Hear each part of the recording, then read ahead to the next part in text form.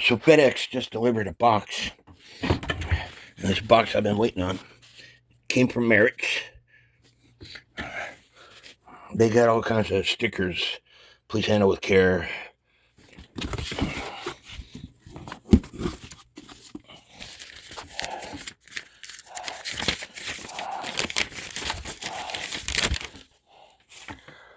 And this is how much I paid for this clock. I paid $55 for the clock itself. They were selling it for $35, but they told me they would have to charge me a little extra for shipping and boxing it up, and I'm like, I'm okay with that. So it cost $22.20 in shipping. Now it doesn't have weights, and it doesn't have a pendulum. And let me get the thing out. Stand by. They packed it pretty good.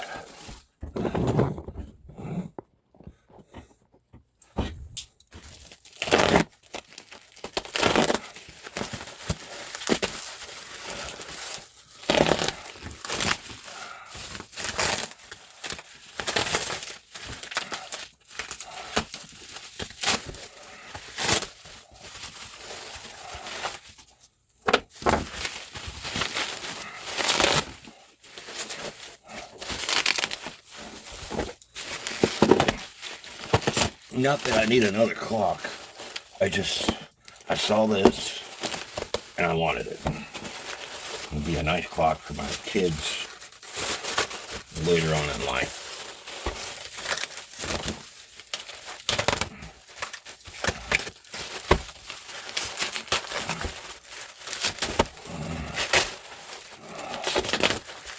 If I don't break it, get it opened up.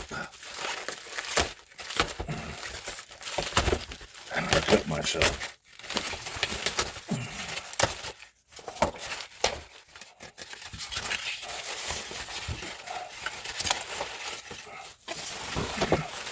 Let me get rid of this trash. Y'all ready to see it? Wooden plate movement. It's got a single gong. The clocks with dual gongs are special, but isn't that pretty? Just joking. I gotta get this stuff out of the way. Isn't that a beautiful clock? Now, they told me that the glass was cracked, but I'm okay with that. Picture frame, black forest clock, made around 1880, something like that.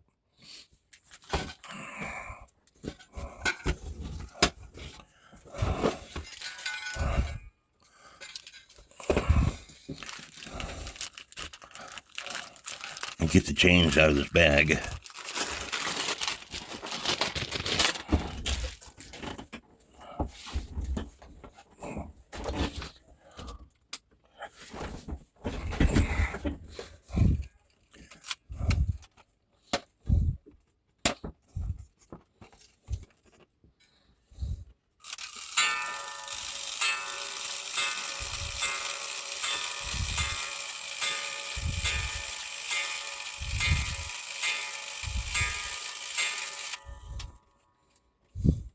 That was 12.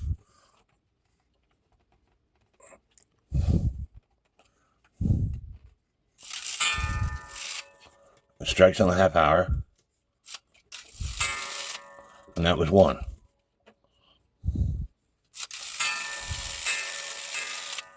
That's supposed to be in the half hour, so it's got a few adjustments that I have to make. That was the half hour. That's 3. Half hour. It should be 4.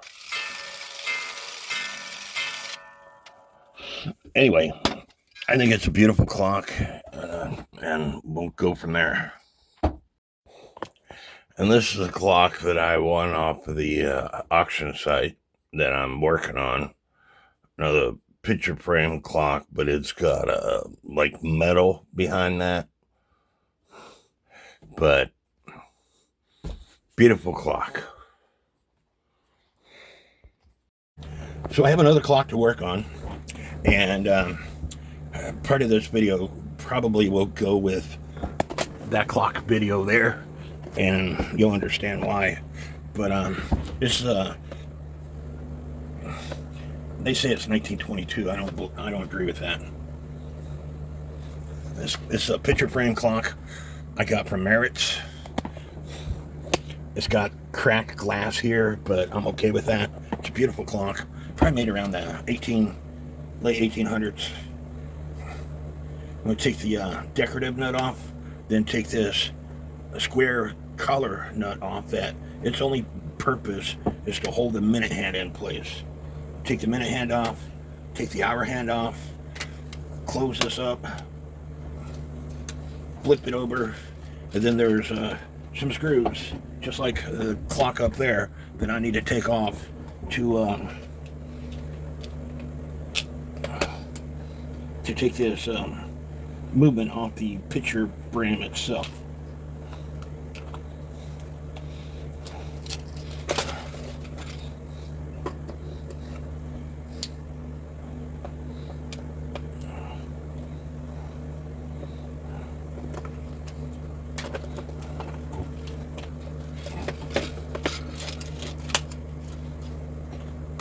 Got my container, setting the picture frame to the side.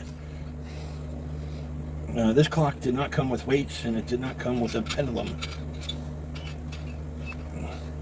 It does have a pendulum leader wire that's currently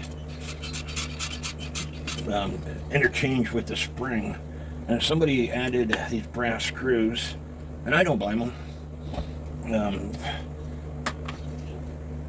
You don't want, once you add the weight and everything, you don't want the main portion of the clock coming apart from this board.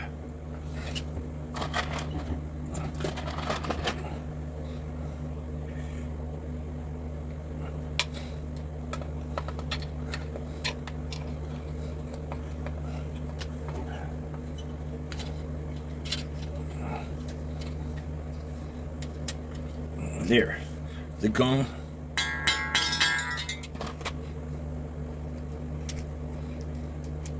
Somebody had soldered the pendulum leader wire. I'm probably going to replace this pendulum leader wire because I don't like that. I want to do a function test. There's 2 pins on this, so it strikes on both the hour and the half hour.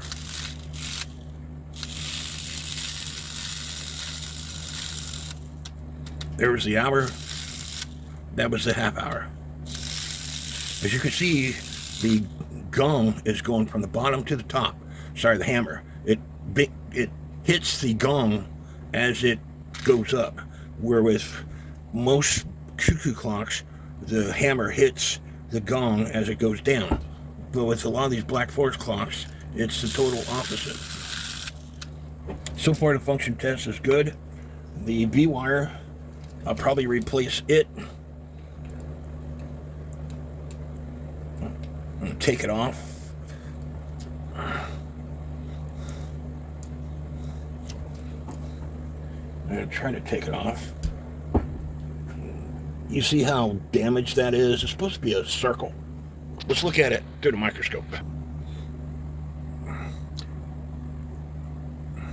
It's not exactly round.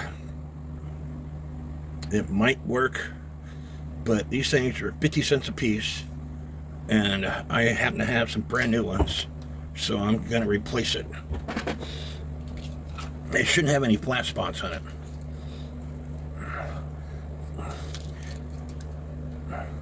There's no maker's name on this thing whatsoever that I see. The wood needs reconditioned.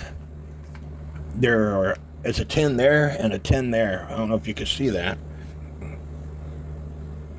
but it's probably marked with 10s. That way they know that these plates go with this movement. What's cool about the wood plate movements is you can take and work on the time side without taking the strike side apart. But in order to work on the time side, you do have to take the count wheel off. And so you just lift up the spring, get it out of the way, because this wooden plate will not come forward because this count wheel is in the way. So, and I'm gonna inspect the count wheel under my microscope anyway. So now that I got the count wheel out of the way, there's a nail that holds the plate on. You take a pair of pliers, you pull that nail out, and put it in my parts container here. And now I can take this plate off, and I can take the Burge assembly out. And I want to inspect this Burge assembly first. And then I'm going to take that other picture frame clock apart and put this Burge assembly in it and see if that clock works better. Because I want to look at this pallets underneath my microscope. As you can see, there's a little bit of a flat spot there.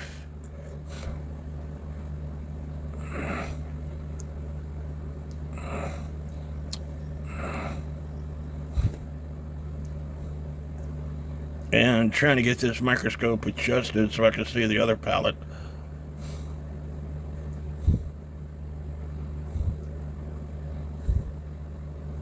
That one's not as bad as the other one. They both look fairly decent. But the flat spot that I showed you earlier could be the escapement wheel teeth been hitting on it. So anyway, I'm going to clean this up and look at it in the other clock.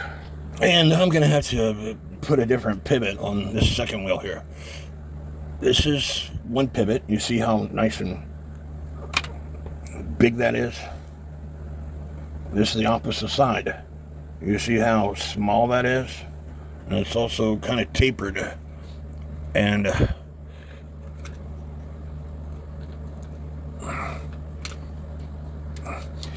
it's worn out. So I'm going to have to put a different pivot in. And you will also notice that these bushings are sticking through the board. They do that to prevent too much end shake. I'm trying to put this back together. Stand by. You see how the Burge assembly is in the center of the escapement wheel? And that's the way it should be. But on the other clock, it's not. And I was telling you that they push the bushings down to allow end shake, but not too much end shake. And so that's why they push them through. Because your clock has to have end shake. Now, I'm not going to put that nail back in. I just want to show you. You see how the crutch assembly is ticking back and forth? And that's because the Burge assembly is where it needs to be, but it's not on the other clock. The Burge assemblies are the same, and I think I figured out the issue. The escapement wheel didn't have end shake, so I'll make it have end shake. This bushing was sticking out just like these bushings are, which prevented it from having end shake. So I've got the repair video on this clock coming out in August. It's a Black Force picture frame clock. The picture's metal. It keeps almost perfect time. This is the clock I'll be working on next. There's a pivot issue. The second wheel pivot is needing replaced. This clock only strikes on the hour, where this clock strikes both on the hour and the half hour. And this is a clock I bought from Merritts, and this clock I bought on an online auction. So I'll be looking for the video that comes out in August on this clock. So this clock is keeping great time, doing a little bit of adjustment on the pendulum. It's working great. Love it. So I need to work on this clock. And I told you previously that the second wheel pivot needs replaced. So I need to do that. But I also need to check out the count wheel to make sure that there's not any burrs in the count wheel. Again, when you look at the count wheels, you don't really care about the sides. What you're looking at is this area right here, the flat spot. You want to make sure that there's not any humps, burrs, etc. Because if there are, the clock, this is going on the hour, and it should stop right here on the hour. But if there's a hump, it'll hit that hump, and then it'll stop on the half hour. And then the next time it strikes, it'll come up here and it'll be on the hour again, where it should have been on the half hour. So you just, this big wide slot is a 12, 12:30, 1, 1:30 position. So you just want to go through and make sure that there aren't any burrs or humps on, again, the flat spots. And if there are, you take a flat file and you only do this side. You don't want to make it wider, because if you make it wider, it'll be like the 12, 12:30, 1, and 1:30 position. It'll strike more than what it needs to. So don't file the sides, only file the bottom part itself. And so far, this is looking good. And I discovered this issue. Actually, I didn't discover it. There was a guy in the group who was having a problem with his clock. I think it was in the 9 o'clock position. It wouldn't shut off after it struck 9, but it would do the 9:30 position and shut off. And he discovered there was a burr or a hump in this flat spot area. And so he posted his results to everybody. And then I was working at my friend's house, Ron, and we had another clock. It did the exact same thing and on the exact same number, which was the 9 o'clock. So from that point, I started viewing the count wheels to make sure that they don't have humps in them. And this one is good to go. And this thing magnifies several times, and you can see like there's flakes and stuff on that. But if you look at it with your bare eyes, you can't see it. So I love this magnifying scope. Okay, this is the second wheel on the time side. And I want you to first pay attention.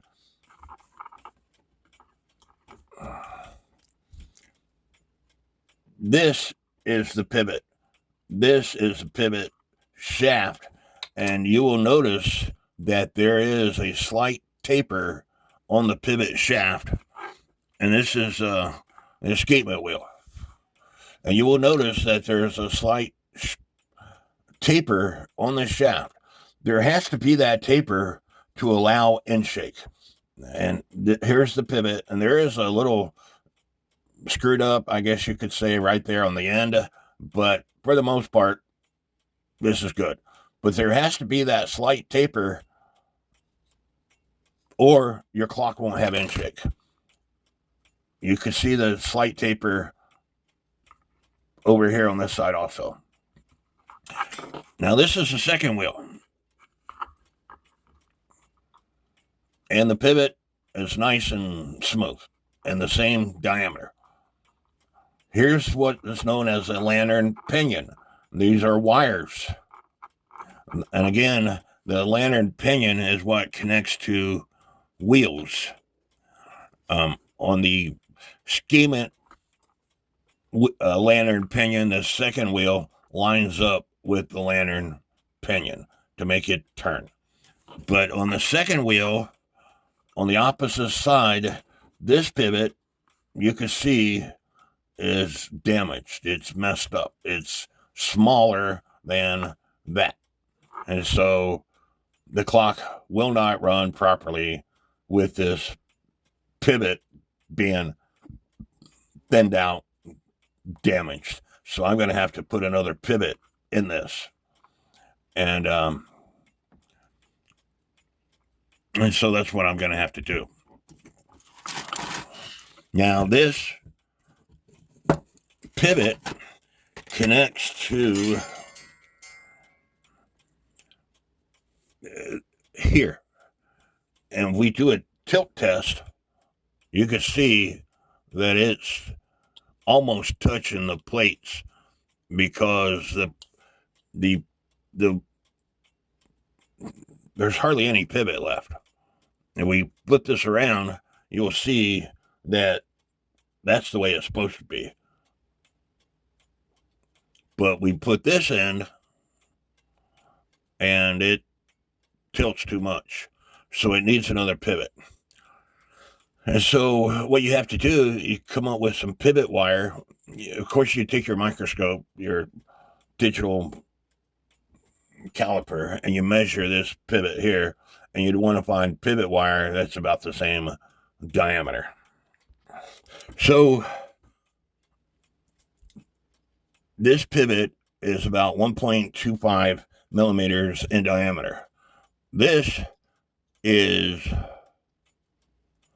0.65 millimeters in diameter. And so it needs replaced. And I've got another video where I'm working on my friend's PHS wooden plate movement clock, and the escapement wheel had a pivot that was screwed up, and I put another pivot in it. Now they do make a cap that has a pivot on, and you would put that cap over the shaft. But the proper way of doing this is cutting this off, filing this off, drilling out a new hole, putting the taper in the shaft, because I told you it has to have a taper in order for you to have in shake, putting new pivot staff in, soldering it or gluing it or whatever you do. If you do it just right, you could. Torsiondale, Derek, he's got the equipment to do all this stuff, right? And when he puts the pivot staff in, he doesn't have to solder it, he doesn't have to glue it, because it's friction fit into the hole that it needs to go in. I don't have that kind of equipment, and so I have to do it the way I'm going to do it. So I got some different pivot wire here, and I want to point out that you'd want to make sure this thing's 0, and make sure that you measure this thing a couple of times, because you can see it's 1.2. So I selected a pivot that is 1.18, depending on how much you turn this thumb dial. 1.2. And so my next step is putting this in my lathe so I can cut and file this old pivot off. So I got the old pivot cut off, and then using my Juror's lathe and my Dremel, I got this part flat. So now I have to drill a hole. And I'm going to have to go to the store and buy some more drill bits. And I have a crap load of small drill bits, but I don't have the one that I need. However, I'm going to show you how I do this. How you do it is totally up to you, but I'm going to show you how I do it. You take a piece of wood.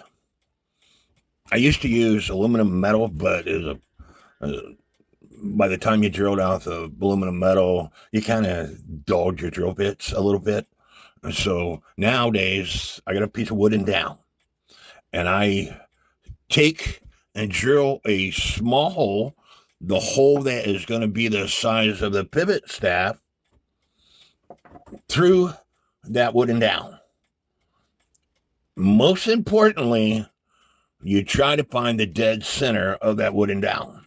And when you drill through, even if you didn't hit dead center, which I didn't in this case, it doesn't really matter, because the part that's going to go dead center is going to go onto the wheel first. And then you have to measure the diameter of this pivot staff that you're going to drill into. And this is the most important part. Drill a hole that will fit snugly onto that shaft. And then you take your drill bit, and in this case, I put it in my lathe, and you go in the other end of that drill, hold, and then you turn on your lathe while holding all this together, and you will start a pivot, a center punch, basically. And if you look, this is that hole, that center punch. And if you look at it underneath this microscope,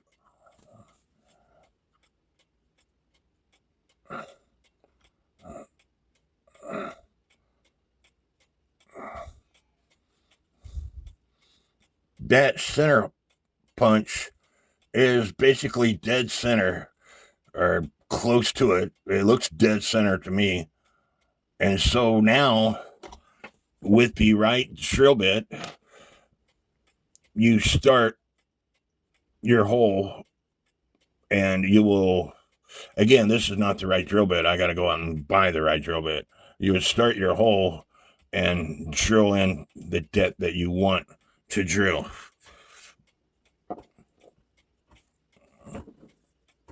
I could use a smaller, I've got smaller bits, and then I would have to use a smaller wire, or do what I've done in the past and clip off or chop off the end of the drill bit, and that's what I put in the hole afterwards. And I might do that versus going out and buying another drill bit.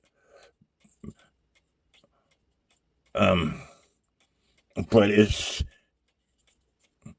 not the size that I want. So I need to get away from the house anyway, and I'm going to go buy some smaller drill bits. I've got some that are 1.04 millimeters, but like I said, I need one that's 1.2 millimeters, or a little bit less, something closer to 1.2 versus 1.04. I think the one that I've got, that I've shown you earlier, I'd have to measure it, but it's too small for what I want.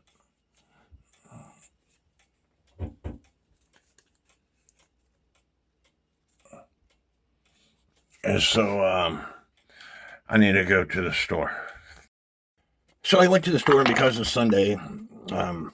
Menards, Home Depot, the smallest bit they have is 1/16 of an inch, and I got several of them. Harbor Freight closed at 6 o'clock. I got there at 6:10. There's a place in Poplar Bluff called Mills Iron and Supply. They're not open on the weekends, so I'm going to have to do things a little bit different. But as you can see, I got the hole started, and believe it or not, it looks dead center to me. And so I got a 1.04 millimeter drill bit in my chuck, and using oil, because you got to have oil. I'm going to try to do this on camera.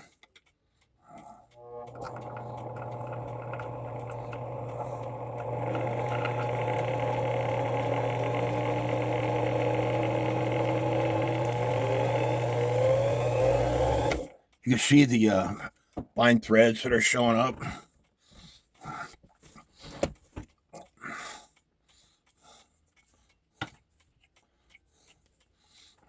Again, use oil.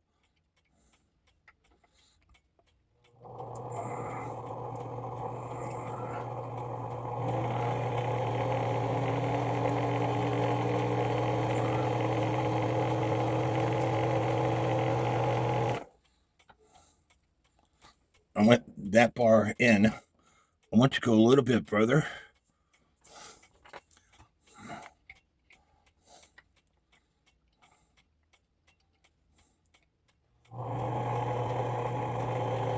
And hopefully I don't screw up.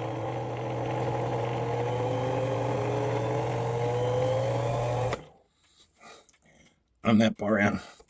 We're going to check out my work in the microscope.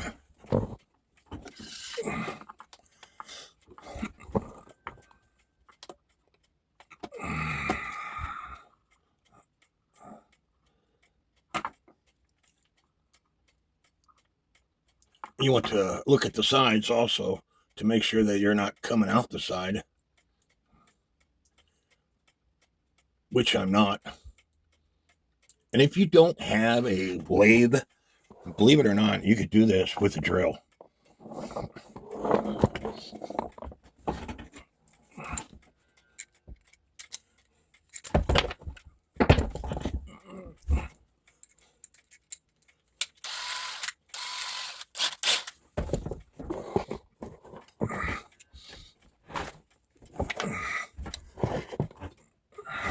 Here I have it in a drill. Again, oil's your friend.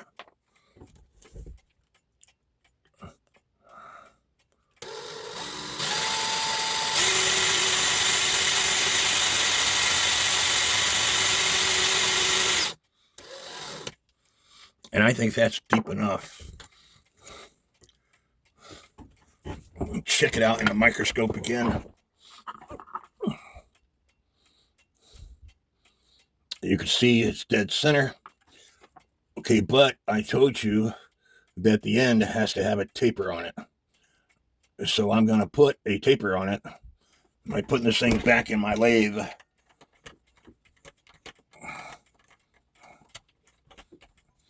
And using a file or my Dremel.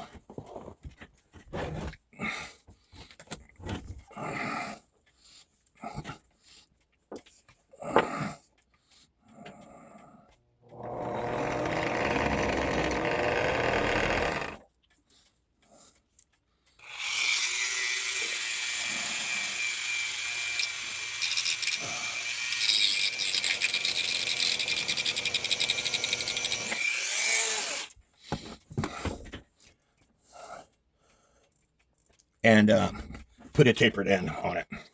And now, I might get this thing to go where I want it to go.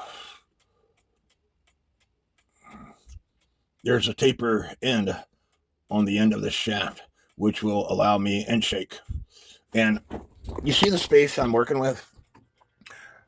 A lot of people complain they don't have a lot of room. Well, I'm doing every bit of this in this space right here.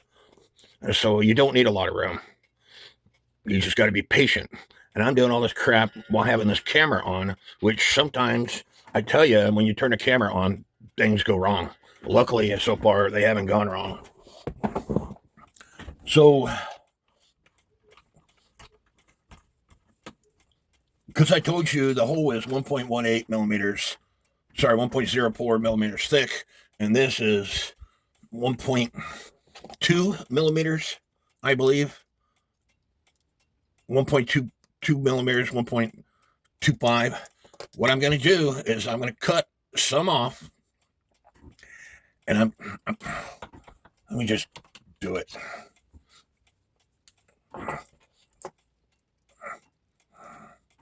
This is what I don't like about these collets. I'd rather have a 3-prong chuck or a 4-prong chuck, because you got to find the right collet to grab a hold of your stuff.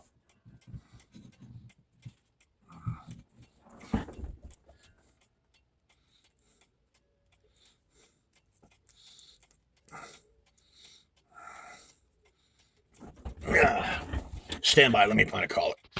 So I got the collet, the pivot shaft in this collet, and I've got a sanding disc here, and I'm going to turn this on.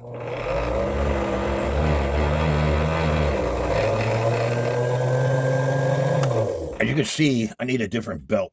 This belt keeps, it's worn out. It keeps changing on me. Anyway.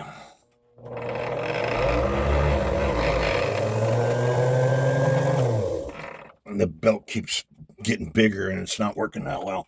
I need a different belt.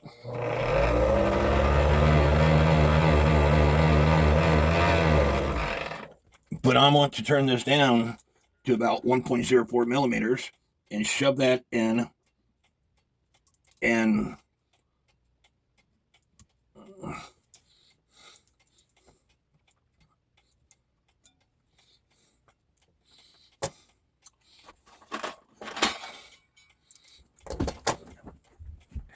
shove that in the hole and then cut the excess off. And I'm going to do that off camera. Now, one side of this is 1.04 millimeters, and the other side is 1.24 millimeters, and that's the part that goes in the pivot. And this is tight enough when I put it in there that I had to use a pair of pliers. These pliers here, they don't have teeth on them, to take it out. However, I'm going to use some high-strength thread locker because I don't want it coming out.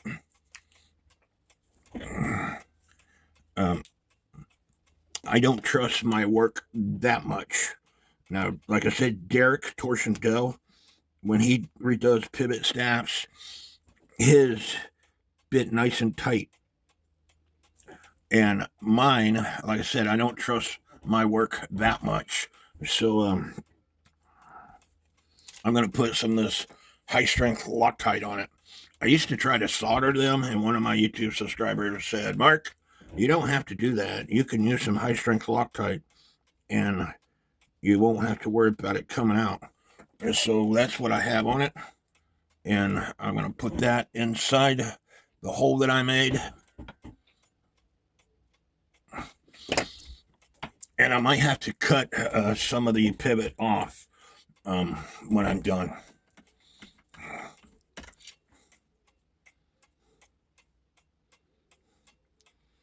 I know I'll have to, I bought a brand new hacksaw while I was out. It cost $7.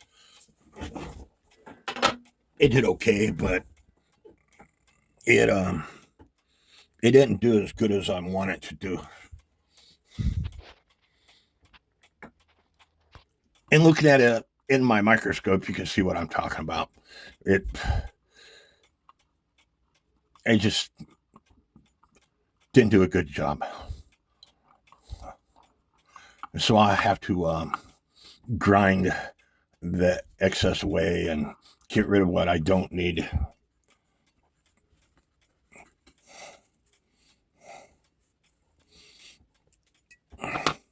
And this collet didn't help this side of the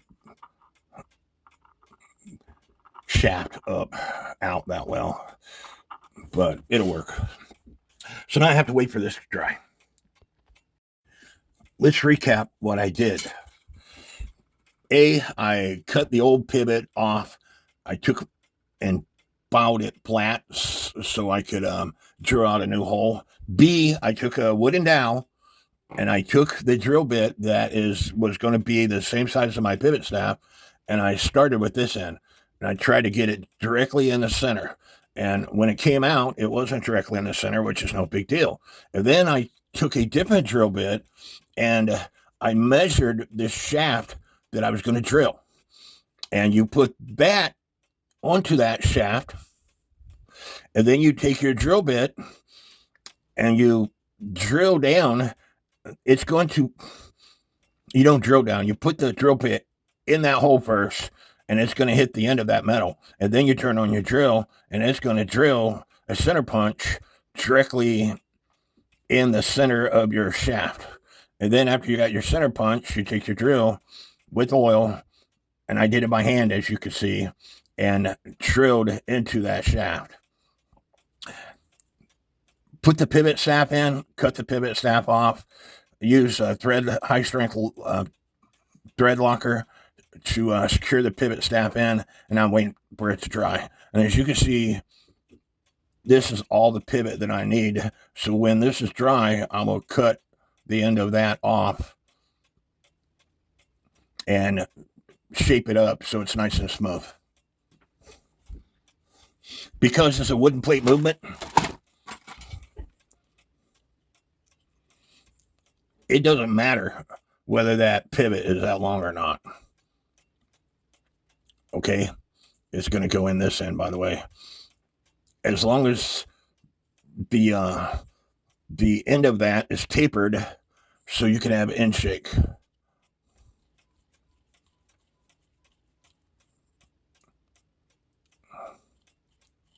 But again, I want to wait for it to dry. And I don't like the end of it, so I'm going to smooth up the end so it's not, it looks like it's been cut with a dull butter knife. I touched up the end of the pivot with my Dremel, took Arkansas stone to the pivot itself. And as you can see, it's perfect. There's no wobble to it. So I cleaned up the case with some Howard beading wax, and it's time to put this back together. I could take and shine all this stuff up with some mothers, but you don't really need to. With it back together, you want to make sure this nail is nice and in place. This nail right here is in place because that's what keeps the plate in place. We have end shake. End shake is front plate to rear plate, front plate to rear plate. We have end shake in all the wheels to include the birch and crutch assembly. And when I put a little pressure on it, it ticks. I oiled the movement. Again, a lot of people don't think that you have to oil these movements. They have brass bushings in them. You still have to oil the movements. Now, this clock has got an extra hole here. There's supposed to be a wire that comes up that attaches to this loop right here. That loop, when you pull on that wire, pulls this lever out of the count wheel. I need to put that count wheel back on. And by the way, I told you there's a 10 here, a 10 here. There's also a 10 right here. I'm assuming that 10, and I'm just going to guess, it might be the 10th clock that they made, and all these pieces fit this clock. But I got to put the count wheel on by moving that spring out of the way. And I don't know if I can do this on camera.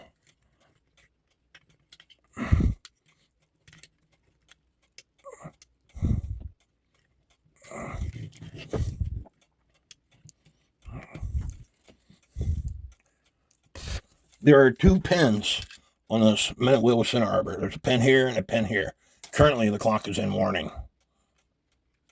Right there, it's in morning. It just dropped. And so I need to put the spring on the count wheel. And so, therefore, it strikes on both the hour and the half hour. Again, this is going to bounce up and down, and it doesn't matter because there's no cuckoo bird attached to it. If there was a cuckoo bird, sorry, I had to spit out my mullein plant.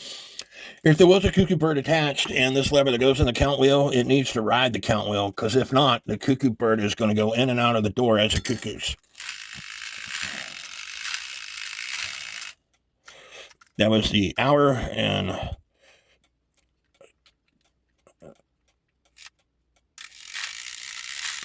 I got the count wheel in the wrong spot because it didn't stop on the half hour. So it's one notch too far to the left. So stand by. The chains were all raveled together, and I had to fix the chains. But now I'm inspecting the time side chain. There's a lot of open links, and so I'm taking the time to close those links. The person that had this clock before probably pulled on the chain trying to get the thing to tick, and it wasn't going to tick right because the second wheel pivot was messed up. And so that's probably why they got rid of the clock. And as you can see, there's several of these open links, and I'm going to take the time and close them all up. So stand by. Now, I have a group member in both of my groups. The guy's name is Valentin Weber. He's German, and he's my expert on Black Forest clocks. And other people told me that he would be a good expert. The guy lives right next to a museum, and he goes and checks out the museum all the time. He posts antique clocks, Black Force clocks, to his Facebook page all the time. He told me that this clock was made in 1870. This clock, this is a magnetic screwdriver. The chains are brass, where the clock that I'm working on,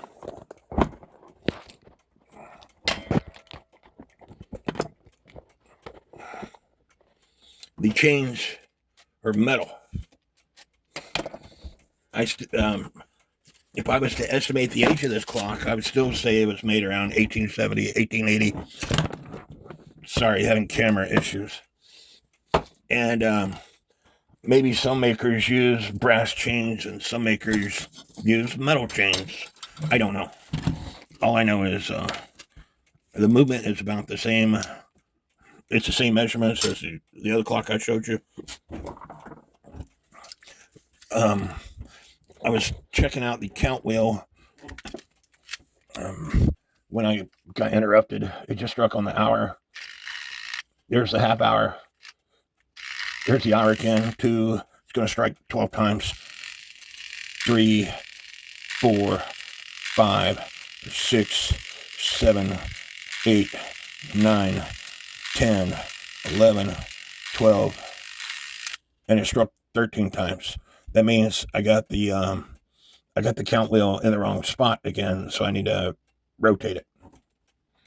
And so I rotated it, but also had to adjust the lever that went into the count wheel. And I think I have it right now. It just got through striking the 12. There's a half hour. There's 1, 1:30. This is 2.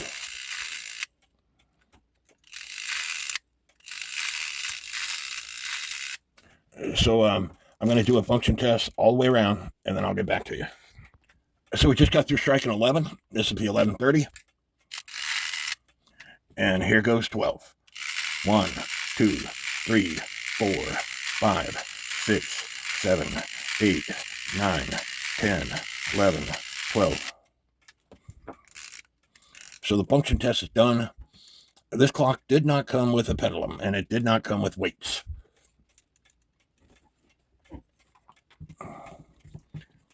But I'm going to do a little research and find out what kind of pendulum it should have. I don't know if it's a pendulum like that, because it did come with a pendulum leader wire.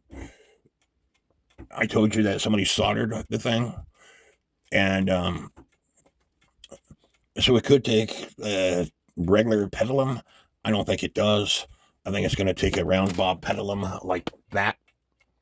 But I'm going to have to do a little research and find out. Now I got these brass weights in an online auction. I was bidding on the weights along with that clock. And so these weights seem to work perfect. It sounds good.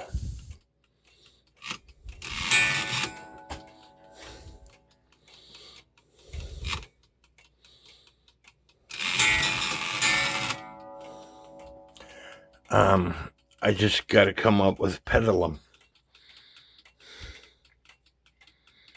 And I've got a video on how to use Google Lens, but I'm going to show you one way you could try to learn things about your clock. I zoomed in on this clock and I print screened it, and anyway, this is where I got the clock is now. And I got Google open. To get to Google Lens, you click on this camera, and then you take that picture and you drag it into this. And it's going to show you every clock similar to it. And then you just start clicking on the clocks to find out what the pendulum looks like. And again, I think it's going to be a brass pendulum just like that. And you can see those brass weights that I'm using work with this clock. At least that has the brass weights. And you just start clicking on clocks and see if you could find a clock similar to yours.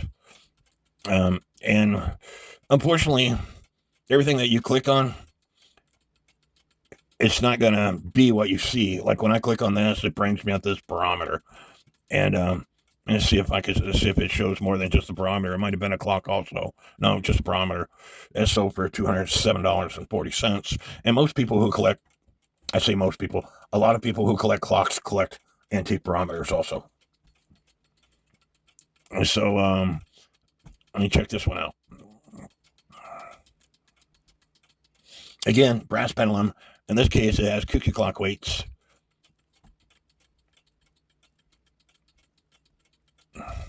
Hunting scene. Don't know if it's a wooden plate movement. So whether the weights are original or not, I don't know. So anyway, this is one way that you can find out details on your clock. Flip a coin and determine what you want to use. The other clock I showed you, they had an asking price of $1,200 for it.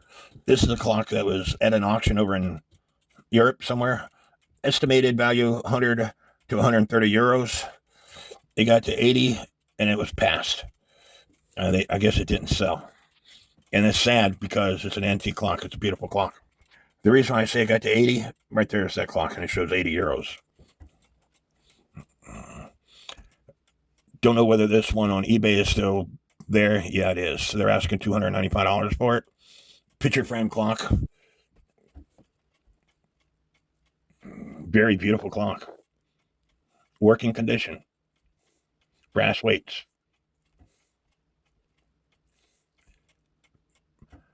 Wooden frame movement.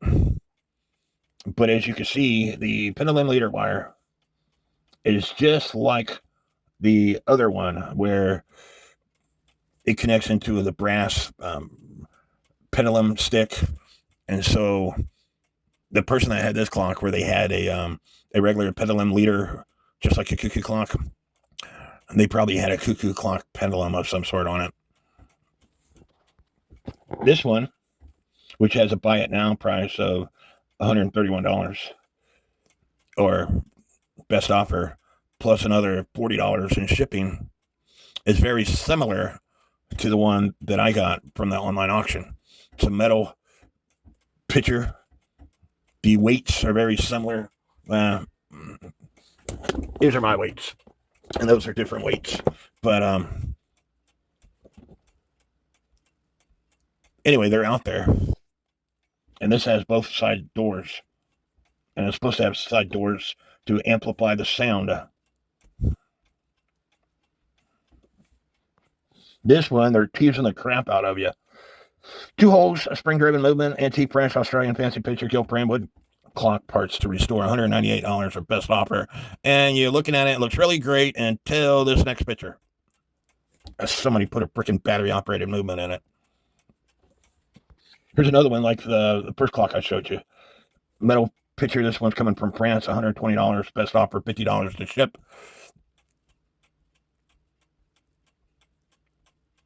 It's got a bell on top versus a gong. It might have a gong in it also.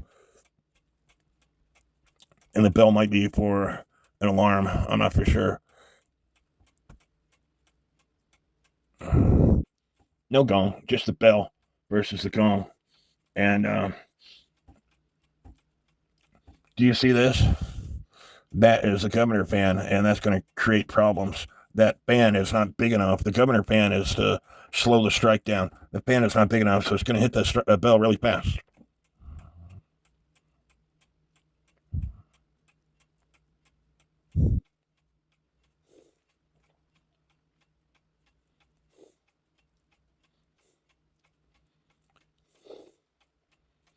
The pins is to activate the hammer.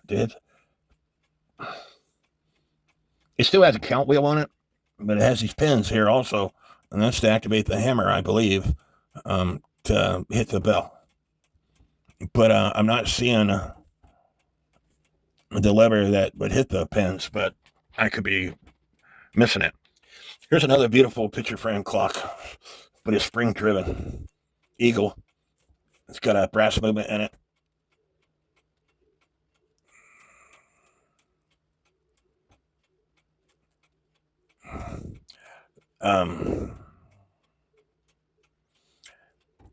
Not exactly sure what this wheel here is, because it looks like it's missing something, because this is the back of the movement, and it's not a count wheel. I'm not for sure what that is.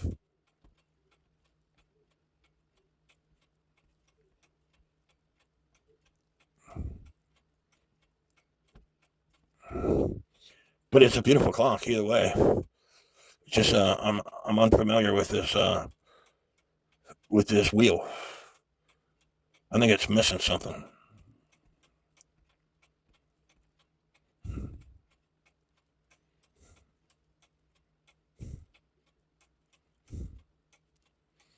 Here's a pinion to move this wheel,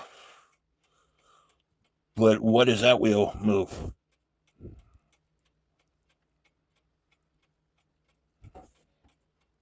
Yeah, I'm not for sure. Here's a picture frame clock, and it has an alarm on it. This center dial has got numbers on it. And you zoom in, you see the numbers? That means it has an alarm. You should be able to see the numbers now. That means it has an alarm. Okay, but the porcelain dial, and it's cracked.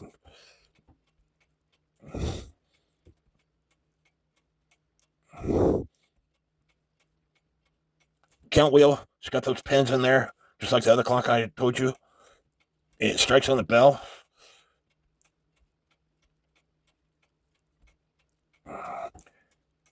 There's 2 holes here, 2 holes here, and there's 2 extra holes here. It's missing the alarm system on it. If you search my Black Forest grandfather clock, Black Forest Shield grandfather clock, it has alarm on it. And I explain how the alarm system works. This thing is missing the alarm system on it. And they want $237 and another $20 to ship. Missing pendulum, missing weights, missing the alarm system. Now, I could use this antique pendulum, which is from a antique railroad style cuckoo clock, and it would work just fine.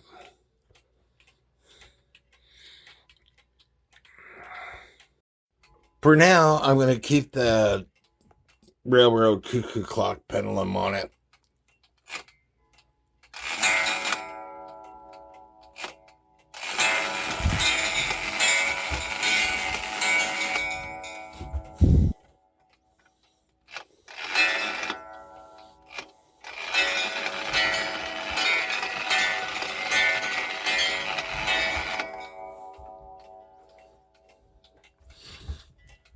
I hope y'all like this video. I still got to take the tape off the door.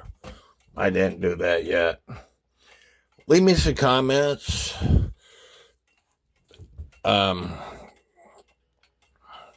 Give me a thumbs up. Subscribe not only to my channel, but to all the other channels mentioned. And may God bless each and every one of you. I went ahead and added a wire. And the purpose behind that wire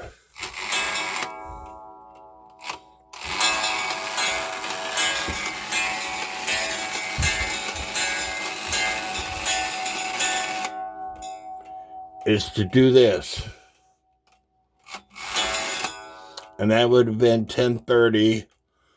And so instead of moving the hands, you just pull on that wire.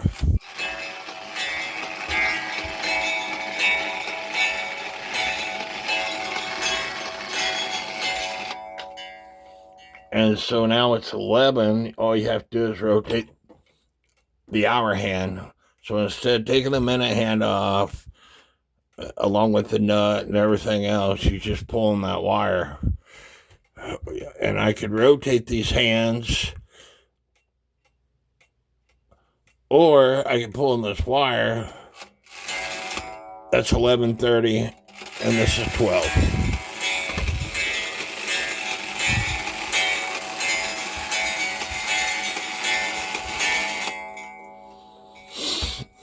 And I left the sticker on where I bought it from because it's part of the history. So anyway, I hope y'all like this video. Give me a thumbs up. Leave me some comments. May God bless.